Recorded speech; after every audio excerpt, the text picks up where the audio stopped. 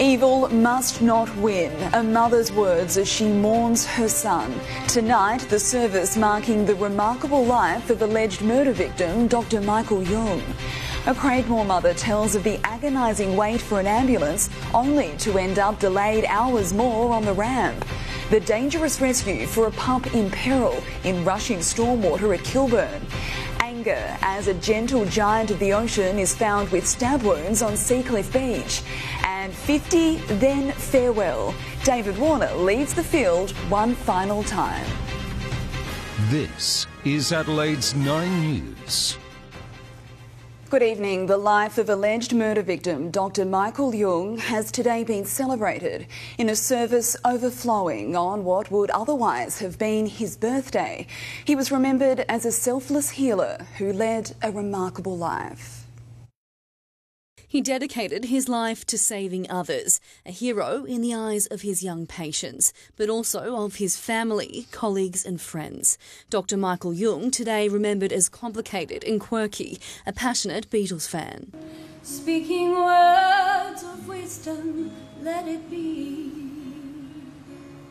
3 weeks after the paediatric intensive care specialist was killed inside his Gilberton home, his mother today turned her back on the crime to honour the way her son had lived. To honour Michael's life, not to recall the manner of his death. Evil must not win. He's a man I admire, that love, I guess, who made us all better for knowing him. Hundreds attended the Norwood service held on what would have been Dr. Young's 62nd birthday. Among them, 5-year-old Mason Thomas, who spent his first 2 years of life under Dr. Young's care. If it wasn't for Dr. Michael, our son wouldn't be here with us today. He saved his life more than once. A genius of medicine who put children back together. Also remembered with a laugh as a walking disaster when it came to simple repairs around the home. He repaired his favourite slippers using a Chuck super wipe. Those slippers today on display alongside a signed Beatles book, memorabilia of his beloved Hawthorn Football Club and a photo of the late wife to whom he was devoted above all else. Mourners today encouraged not to bring flowers but to make a donation in Michael's memory to the scholarship fund set up in honour of his late wife Catherine. Every spare moment of time he had away from his obligations at the hospital, he was doing locums, and the entire funds he raised doing those locums was going to the scholarship.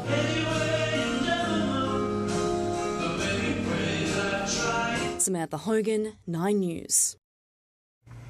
A Craigmore woman has told how she waited more than an hour for an ambulance, then spent 5 hours ramped at the Lyle McEwen. She was a priority 2 patient, considered an emergency call-out, needing a response within just minutes. Tonight, she's adding her voice to calls for an urgent fix to the system. It's 2:18 a.m. Natasha McIntosh's husband has just called an ambulance. 4 minutes later, he checks again, pacing back and forth outside their Craigmore home as time ticks on, repeatedly checking the street as he waits and waits. It finally arrives at 3:19, an hour after the initial 000 call. He actually said, I thought I was going to lose you. He said, when you started choking on your own vomit, he said, I thought you were going to die. Natasha had 2 serious falls Wednesday morning and was fading in and out of consciousness. She was listed as priority 2, meaning an ambulance should have arrived within 16 minutes. The ambulance officer turned up said that there was serious ramping going on, and that's why crews weren't being dispatched. But that was just the beginning. Natasha then spending 5 hours ramped at the Lyle McEwen Hospital. During that time, she was transferred between 3 different ambulances. Her only treatment, water and paracetamol. Nervous, scared, sick, all those things that go through your mind because you've got the whole I'm not feeling well, I'm hot, I'm in pain, I just want to get out. Natasha says the paramedics were also frustrated, one crew telling her that due to the high backlog of calls, they'd worked 11 hours without a break. I could have died, but I'm glad I didn't, and if that was someone having a heart attack or something worse than that, then they probably wouldn't be here though. Natasha was prompted to share her story after learning about 54-year-old Eddie, who died in his Hectorville home, waiting 10 hours for an ambulance. His death is still being investigated. Meanwhile, both the SA Ambulance Service and the state government have apologised for Natasha's delay, attributing it to high demand that night. More and more people are going to be seriously injured or die because of this shortage. Inga Nielsen, 9 News. Two men have had a lucky escape after their refrigerator truck rolled at Murray Bridge. The 24-year-old driver losing control at the intersection of Flagstaff and Jervois Roads at around 11:30 last night. His 30-year-old passenger was taken to the local hospital with minor injuries. The Lucindale Police Station will be partially reopened from Monday, just under 2 months since the officer in charge was shot dead. Brevet Sergeant Jason Doig was killed at a property just north of Bordertown and another officer injured. A resident of the property has been charged. Basic front counter services will now be available to the public again at the Lucindale Station on Monday afternoons, with police thanking the community for its ongoing understanding and support. A giant smooth stingray has been killed on a southern suburbs beach. Devastated locals left to make the discovery. But who was responsible may never be known. Because animal cruelty laws don't cover all marine life, no investigation will be carried out. Stabbed 10 times, left to die on Seacliff Beach. A tarp barely large enough to cover the body of the giant, gentle creature. Quite an intelligent creature, they're sentient animals, which means they do have feelings, they do feel pain, emotions. A witness has told 9 News he was on the beach at about 5 this morning. He argued with a pair of fishermen about a line entangled around his surf ski. When he later returned, the fishermen were gone, the injured ray in their place. These may not even be killing blows. The smooth ray potentially paralysed in agony. That would have been a horrible way for that animal to die.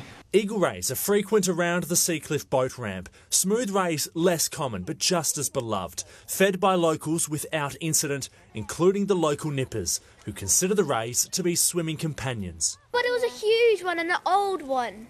It was like it had a big sting. Yeah, and that one always comes around here as well. Rays are not protected from cruelty under animal welfare laws, but those laws are currently under review. They've cut off fins, they've mutilated them, they've caused them a prolonged, painful and very distressing death. We want our inspectors to have the powers to investigate those situations. Flinders University researchers collecting the carcass, so at least some good can come of the senseless act. We'll be able to understand what she eats, whether or not she's pregnant, how old she is. We'll take some genetic samples to understand if she's closely related to other smooth rays around South Australia. Will DeFulvio, 9 News. The biggest shake-up to the nation's income tax system in decades is now just months away. From the 1st of July, Australians earning more than $50,000 a year will receive a tax cut. But tonight, there's still argument over the fairness of the plan.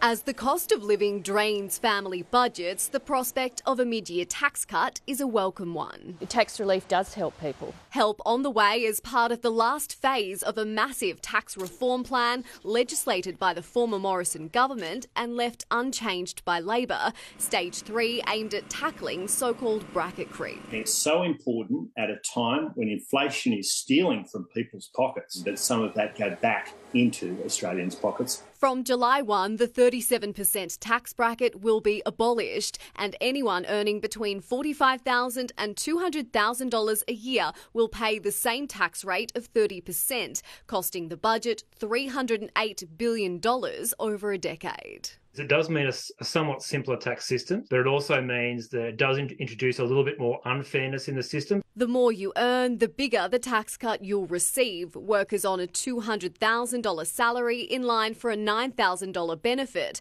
If you earn $120,000, you'll get $2,000 back, just over $1,000 if you're on a $90,000 income, but those on $45,000 or less will get nothing. Stage 1 and 2 of the tax cuts were targeted at people on lower lower incomes. Despite some calls for changes, it appears all but certain the Albanese government will hold firm on its election commitment to deliver the Stage 3 tax cuts in full. Also fulfilling a pledge to combat income inequality for women. Next month, companies with more than 100 workers will be forced to publish their gender pay gaps online. It's about $26,000 a year that women get paid less than men, and we don't think that's fair. Eliza Edwards, 9 News.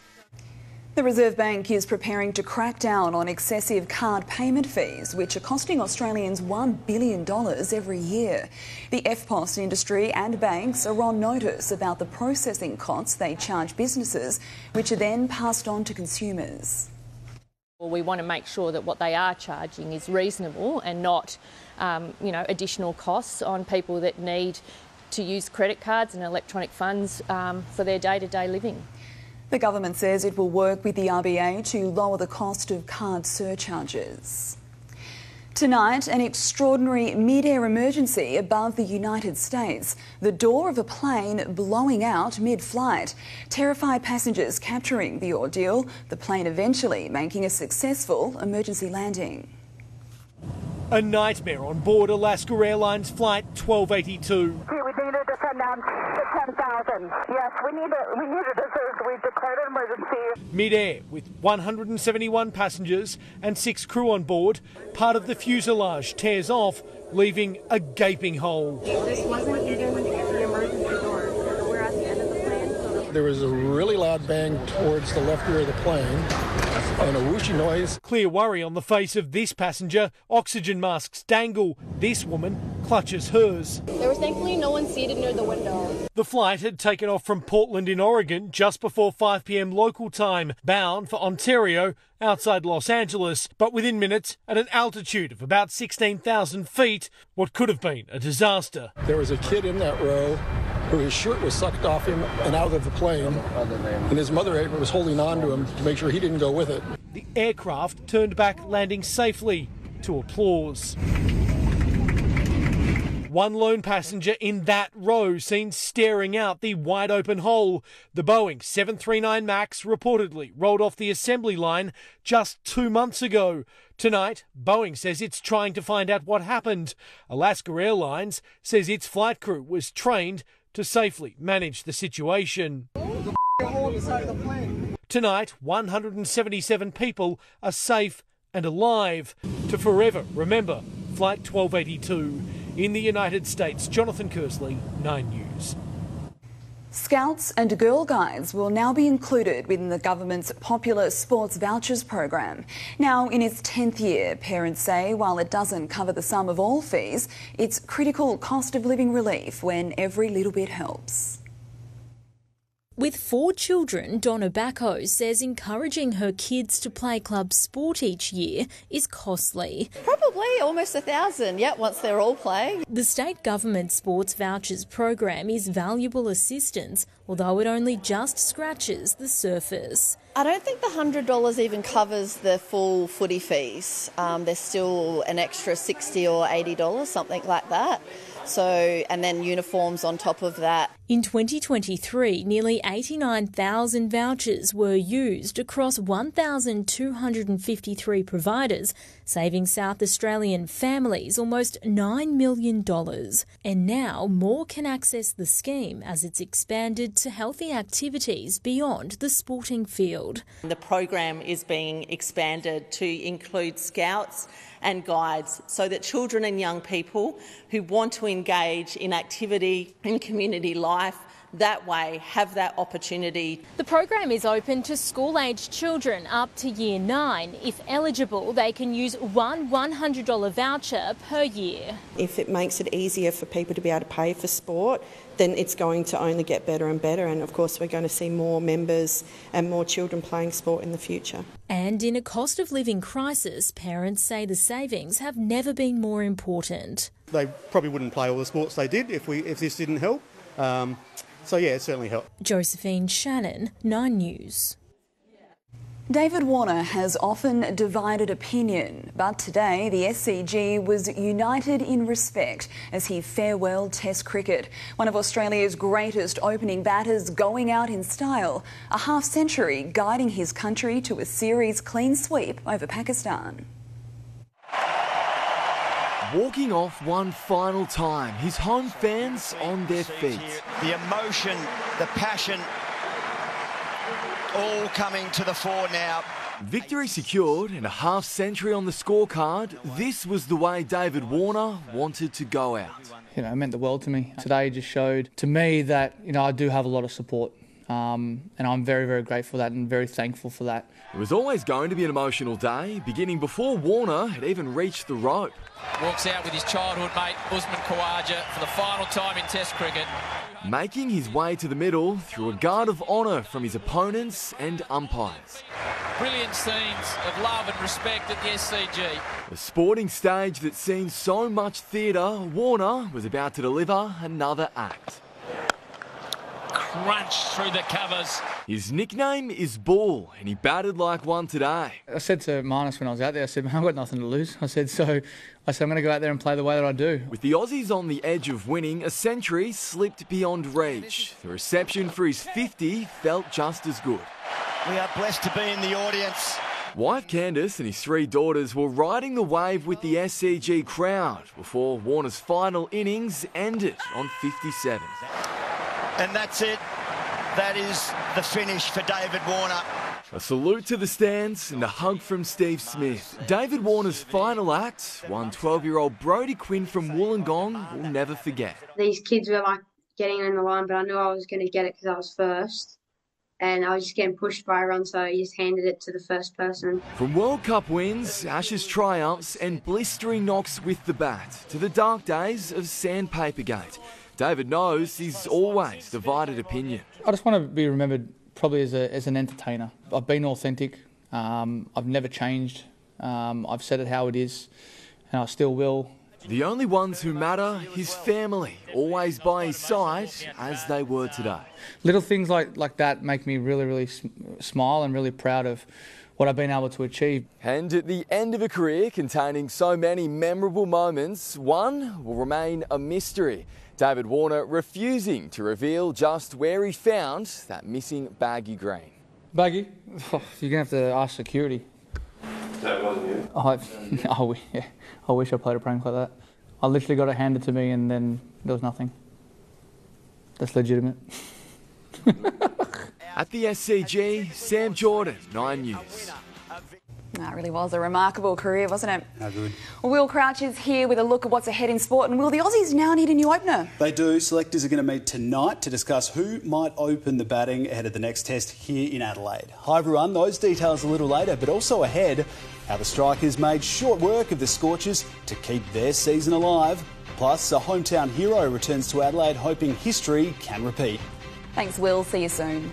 Next on 9 News, a police raid uncovers an alleged heroin trafficking syndicate, more than 40 people arrested, and the remarkable rescue for this very soggy dog at Kilburn.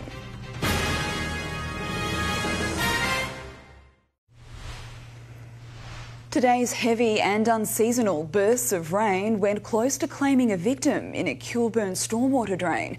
But an alert passerby called in the emergency services. And tonight, one very soggy lost dog is safe and headed home. Struggling to stay afloat, a dog is hauled to safety in slippery conditions as rain batters down. I was scared because it's pretty scary. Michelle Doe noticing something unusual in the storm drain as she drove along Way Street at Kilburn just before 11:30 this morning. And I was just looking down at the flooded water in the gutter, and then I looked up and saw this, and there was this little black thing bobbing up and down. The large dog trapped in a strong current, a police officer stood helplessly nearby, calling out to Michelle to get a rope. Wasting no time, Michelle dialed emergency services and alerted nearby residents who watched on anxiously. So I saw a tradie with a trailer, so I waved him down and I said, "Have you got tow rope?" They said, "Yeah." I said, "Yeah, because there's a dog drowning, I need it." Reinforcements arrived, witnesses aware of the dangers for all involved. Look at that dog that's been drowned. I was very concerned because you can see the open space there as well. So even other kids can get in there as well. You know, my little one, he's only 3. We don't let him come out often, to be honest. The tow rope thrown out as a lasso, catching the animal around the neck, then tied to a ladder held tight against the racing current, and inch by struggling inch, the dog is lifted to safety. Oh, it was shaking, you know, throwing the waters out, and then, it just looks so lovely. Hey, it's so beautiful. Thanks to a microchip, authorities are hopeful they'll be able to identify the dog and reunite it with its owner. A heartwarming end to what could have been a tragic tale. It's great to see animals, you know, surviving, you know what I mean? It's just beautiful, hey? Yeah. Beautiful, hey? Michaela Kamarek, 9 News. More than 40 people have been arrested over a heroin trafficking syndicate operating in Melbourne's southeast. An imitation firearm and drugs were seized during an early morning raid. This is the moment police swoop on a house full of accused drug dealers. Cuffed, searched and marched into a waiting divvy van following a pre-dawn raid. A resident at the Noble Park home says he doesn't know why detectives pounced on the house. Why were the police at your home? I don't know. I have no idea. I was sleeping and they came in. They broke the glass and came in. Those men are just 4 of more than 40 people arrested as part of Operation Halt, targeting those purchasing, trafficking and using illegal drugs in the greater Dandenong area. In December, 25 people were arrested in Springvale and a further 12 arrested on New Year's Day as part of the sting. Sniffer dogs were used at the Corrigan Road house, where police allegedly uncovered an imitation firearm, mobile phones, heroin, methamphetamine, cannabis and methadone. They said people had drugs here. Is that true? No, they got nothing. But they got some cannabis, that's all. Despite the serious charges, all 4 men aged between 37 and 53 have been bailed. 2 will return to court in May. They said they found imitation firearms here. Is that correct? No. There's no firearm. Neighbours have told 9 News there has been trouble at this house in the past. Following yesterday's arrests, some are considering moving out, saying they don't feel safe living here anymore. Police vow more arrests will be made. Gillian Lantouris, 9 News. The hunt is on in central Queensland for a monster croc causing quite the stir. Fishermen having a dangerously close call with the 2.5 metre reptile when it leapt onto a pontoon near Yeppoon to snatch some bait. Queensland Parks and Wildlife say there have been several recent sightings. In one case, the crocodile stalked a local family out on the water. Rangers are monitoring the area, looking into whether leftover bait and fish have attracted the croc. Italy has slid down the must-travel list in 2024, with Australians now opting for Asia or cheaper European options. Bali, Tokyo, Osaka and Singapore are among the top 10 searches on Expedia for this year. Experts say the Italian regions of Puglia, Umbria and Dolomites mountain range are growing in popularity over Tuscany and the Amalfi Coast. Coming up on 9 News, hundreds of flood warnings in place for the UK as the country braces for more wild weather. Plus, Joe Biden launches his 2024 election campaign, throwing verbal jabs at Donald Trump.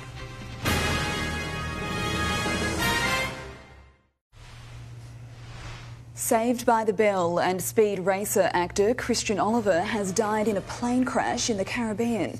The 51-year-old was travelling in the light plane with his 2 daughters, aged 10 and 12. They were also killed in the crash. The plane's owner and pilot also died.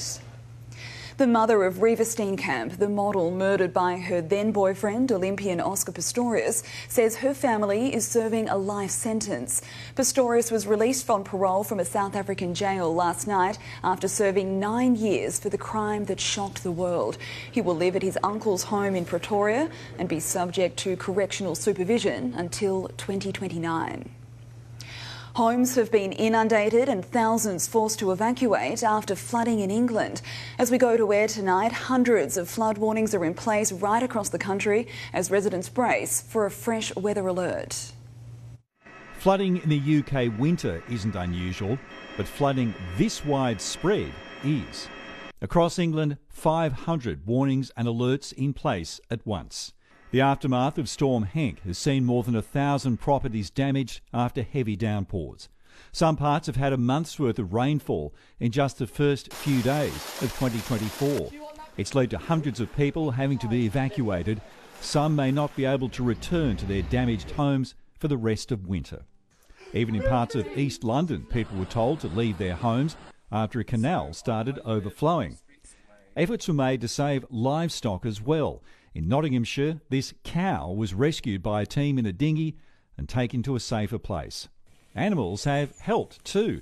The Norfolk River Authority says flooding there was minimised by a dam built by beavers. The worst of the rain has passed for the time being, but floodwaters will continue to drain into the Thames for the next few days. But there's a new threat on the horizon with another turn in the weather. The UK Health Security Agency says plummeting temperatures in the next few days could have significant impact on the elderly and those with underlying health conditions. Still, one slightly damp pub owner in Worcestershire has managed some dry humour. Good afternoon. Welcome to the Rose and Crown. Riverside view and probably the best Guinness in the country. In London, Brett McLeod, 9 News. US President Joe Biden has labelled Donald Trump a threat to democracy during his first campaign pitch of this election year. Tonight, the former president is focusing on America's highest court, with confirmation it will decide whether he even appears on ballots right across the country. In the shadows of where General George Washington rallied his troops during America's War of Independence, Joe Biden draws his 2024 election battle line. The democracy is still America's sacred cause is the most urgent question of our time. On the eve of the third anniversary of the January 6 attack at the Capitol, the president used his first campaign speech in an election year to warn his likely challenger is willing to sacrifice American democracy to get himself back into power. Trump's assault on democracy isn't just part of his past. It's what he's promising for the future.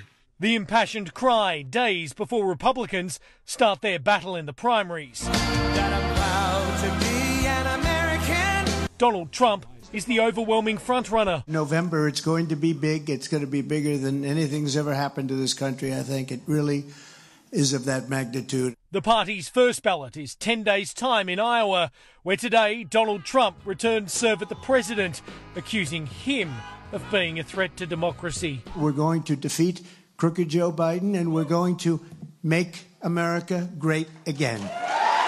In New Hampshire, the second state to decide its Republican nominee, former South Carolina governor and Donald Trump's ambassador to the United Nations, Nikki Haley, is making her case. I'll just say it. Biden's too old, and Congress is the most exclusive nursing home in America. Her campaign has been gaining traction. It's time to get the testosterone out of the White House. Florida's Governor Ron DeSantis is trying to recover from a sluggish start, today attacking the former president over January 6. What would you have done differently than Trump that day? I would have won the election and it would never have been an issue. But time is running out for those chasing Donald Trump.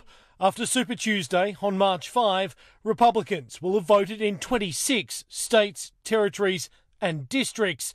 The four-time indicted former president has a crowded diary, not just for campaign stops, but court dates. Today, confirmation the US Supreme Court will hear his plea to overturn a decision to ban him from the ballots in Colorado. I just hope we get fair treatment, because if we don't, our country's in big, big trouble. Next week, there's closing arguments in his New York fraud case. Donald Trump also faces another defamation lawsuit from writer E. Jean Carroll. There's the federal criminal trial over 2020 election interference. A criminal trial over hush money payments to Stormy Daniels is due at the end of March. The May trial over classified documents found at Mar-a-Lago could be delayed. By mid-July, the Republicans will unveil their pick for the presidency.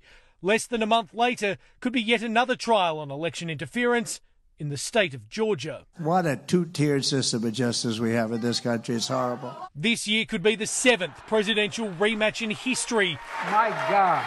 A president losing, then recontesting and winning last happened in 1892 when Grover Cleveland challenged Benjamin Harrison. Not wanting that part of history to repeat itself, Joe Biden has also brought in an old ally. Hey, President Biden, is Obamacare still a thing? Is it still a thing? Yes. Obamacare, the Affordable Care Act, Biden Care, whatever you call it, yes, it is still a thing. President Biden has warned democracy is at risk. At the upcoming presidential elections, Americans will decide in November who the next commander-in-chief will be beyond January 2025. We all know who Donald Trump is. The question we have to answer is, who are we? That's what's at stake. We're going to take our country back. A race that could redefine America. The finish line over 300 days away. In the United States, Jonathan Kersley, 9 News. Aussies avoiding life-saving skin checks. Next on 9 News, rising costs of living prompt calls for free checkups for those most at risk. Plus, the life insurance loophole, companies accessing your genetic data before they cover you.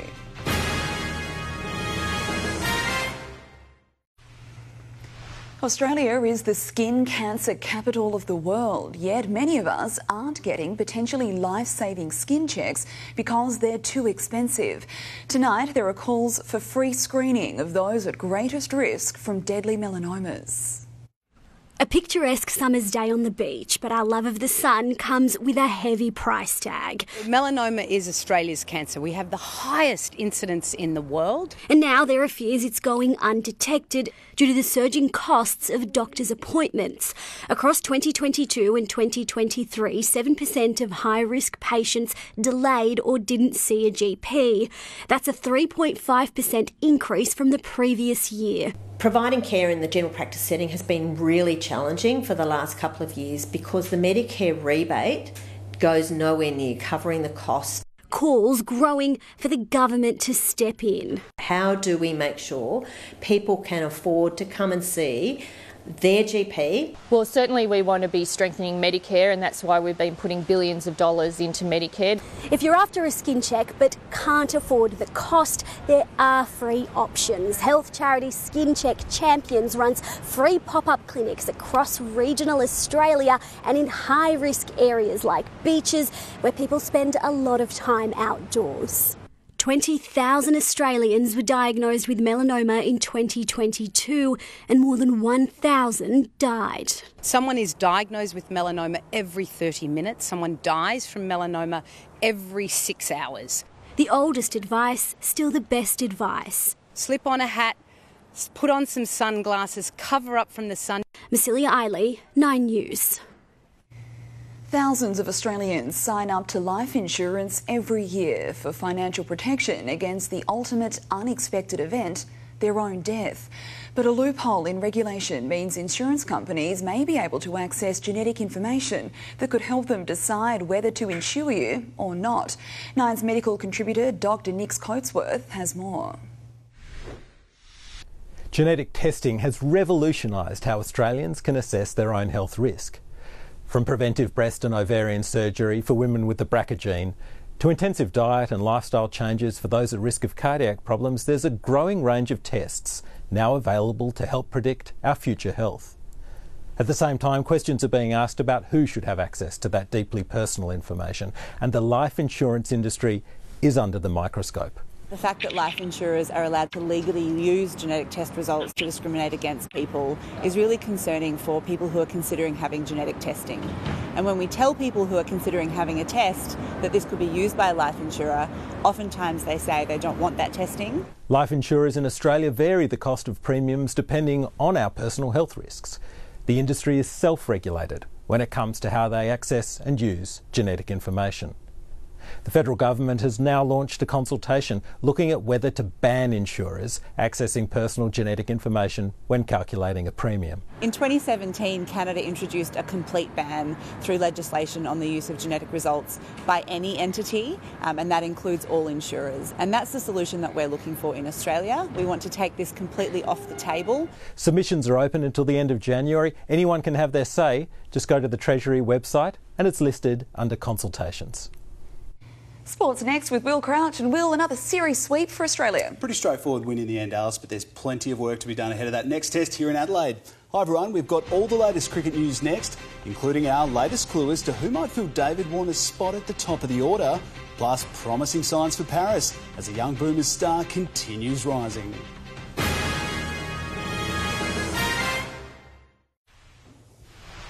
Hello again. Australian selectors will tonight meet to pick David Warner's replacement after the retiring opener helped seal a series sweep. Needing just 130 for victory, Warner and Marnus Labuschagne finished off Pakistan, with all attention now turning towards who opens in the upcoming Adelaide Test. Another series, another trophy, a 3-0 whitewash on home soil, rocketing Australia back to number 1 in Test cricket rankings. We had to really fight to win this series, and a couple of guys stood up at key moments to get us over the line. Just 3 wickets were left, but the Pakistanis weren't going down without a fight. Even an unassuming worker found himself in the crosshairs. He's got the AirPods in. He's been brought into the eye line of Mohammad Rizwan. Off he goes. Disappeared down a hole. The Aussies desperate to get out of their hole. Who else but the GOAT and the man of the moment? Out, gone. 3 balls later, Jamal went 2 before another Lion Jaffa rounded up the tail. 130 the target, but the opening partnership didn't contribute. That's really close, he's got him! Pakistan fired up, but things weren't going their way. Warner was living dangerously as the retirement party launched into full swing. Classic Warner. Outstanding. A quick 550 before an umpire's call gave him another life. A lot of umpires may have given that out. Michael Goff ruled not out. Warner survives. Sajid irate, and as more chances went down, Marnus was capitalising. That'll be 50 for Marnus. 19th 50 in Test match cricket. Second in this match. Disbelief as Warner survived another LBW, but this time the tech was on Pakistan's side. He left Labuschagne and Smith with only 11 runs to get. Victory for Australia. Next up, the West Indies in Adelaide with a new opener. The selection panel to decide who in the next 24 hours. I don't think you have to pick an opener who opens the batting in Shield cricket. If anyone's scoring runs in Shield cricket, it's probably a good sign they can do that in the next level too. For now, they're celebrating this silverware and the career that was. Xander Maguire, 9 News. OK, let's go overseas where Australia's women were no match for India in the T20 series opener in Mumbai. An aggressive approach with the bat backfired, with the Aussies all out for just 141. The hosts then losing just the 1 wicket as they chased down the target with 15 balls to spare. Australia now needs victory in Monday's second game to keep the series alive. Meantime, the Strikers have kept their season alive by handing Perth their first loss of the Big Bash season, the skipper making short work of the Scorchers at Adelaide Oval. Oh, through the leg side, that is way back and into the stands. Matt Short smashing 76 not out for his 5th half-century of the season, while he also took a tidy 1 for 11 off 3 overs. The underperforming bowling attack making a major statement to keep the side's finals hopes alive ahead of a double-header against Hobart this weekend. Well, let's get to tennis, and Adelaide's own Thanasi Kokkinakis is hoping 2024 is the year he climbs into the world's top 50 for the first time. The homegrown hero back in town with a clean bill of health and hoping to take out his second Adelaide International. Back on centre court, Thanasi Kokkinakis is hoping history can repeat in his hometown. Always good memories here. Love coming home, a place I'm super familiar with. First tour title.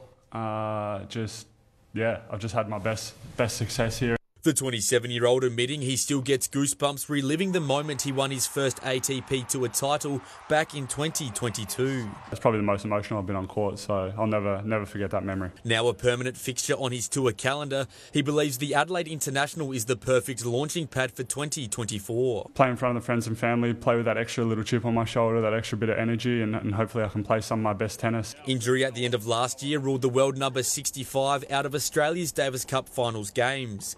But he believes his body is back to full fitness for Australia's Summer of Tennis. I'm looking at this as to try and kind of kickstart my year and kind of today or this week feels like my starting point where I'm going to feel physically and mentally ready to go. And with that, he's hoping 2024 is the year he breaks into the world's top 50 for the first time. That's probably the goal, going on from there and just...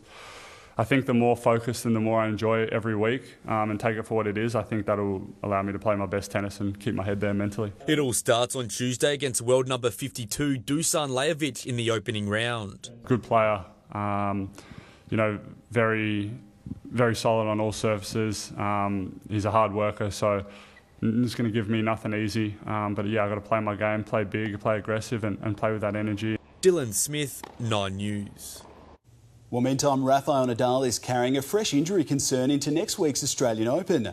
The Spaniard needed treatment on his left hip during last night's defeat to Australian Jordan Thompson in the Brisbane International quarterfinals, and he's hoping it's not a flare-up of the same issue which sidelined him last year. Today I didn't feel anything. The only problem is because the place is the same. You are a little bit more scared than usual.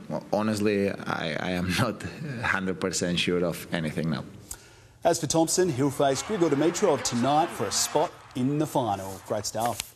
Graham Arnold believes Australia is a genuine contender for the Asian Cup. The Socceroos play their final warm-up match against Bahrain tomorrow morning, with Arnold expected to blood some fresh faces. Still, the manager says his side is staring down a rare chance at silverware. You go to a World Cup knowing that probably you're not going to win the trophy. But coming to a tournament like this, we're here for a reason. And that reason is to do our nation proud, do your family proud and do yourselves proud. Australia opens its Asian Cup campaign against India on Saturday. While elsewhere, a Spurs screamer has guaranteed Ange Postecoglou a place in the fourth round of the FA Cup. But now it's Porro. He's gone for goal and he scored! Oh, wow, what a hit. Tottenham are ahead. 13 minutes to go.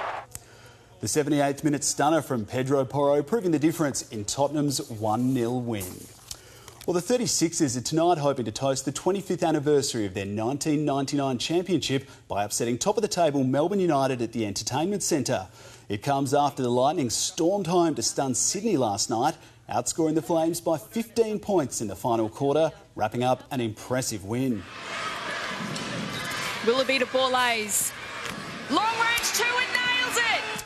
Yeah, Izzy Borlase again impressive with 14 points as she continues pushing for Olympic selection.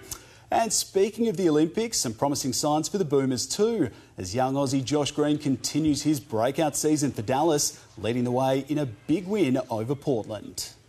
Now up ahead to Green. Green runs the floor. He got to look away and hits it! What an answer and what an exclamation point! Huge shot, but the 23-year-old wasn't finished yet. And it's Green jumping into the passing lane. Steal! And here he goes! And down it goes!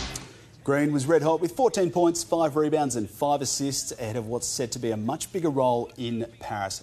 Alice, tonight, very impressive. United Cup on 9. Alex de Minaur versus Alex Zverev should be an absolute cracker in the semi-final. We'll be watching. Thanks, Will. Well, more thunderstorms are expected to rumble through tomorrow. I'll have all those details next. First, here's a look at tomorrow's speed cameras. Wake up and laugh with Adelaide's #1 breakfast show. Rudits and Laws, weekdays on 104.7 Triple M. For the latest Adelaide news and traffic.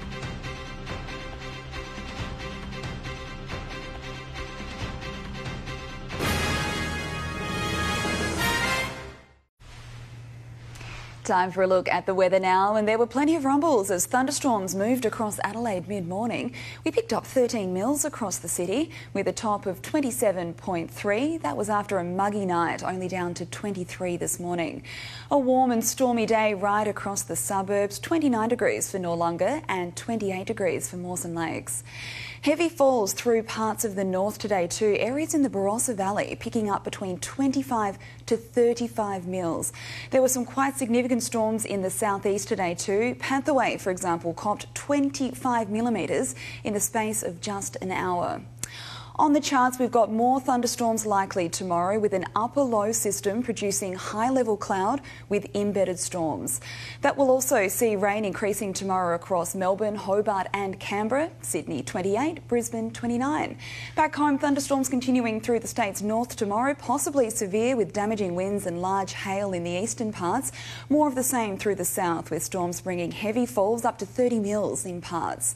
And as we go to air, there are severe thunderstorm warnings in place for people in the eastern Eyre Peninsula, parts of the west coast, Flinders, Riverland and northwest and northeast pastoral districts. On metro waters, winds are variable, increasing to 20 knots and seas sitting at 1.5 metres.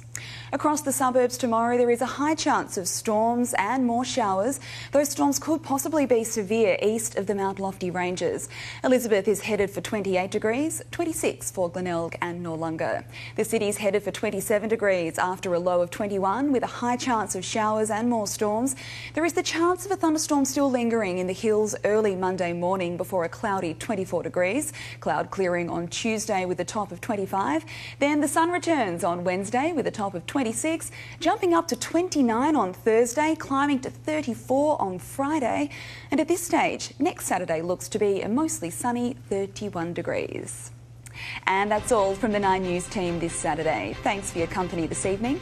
I'm Alice Monfries. Good night.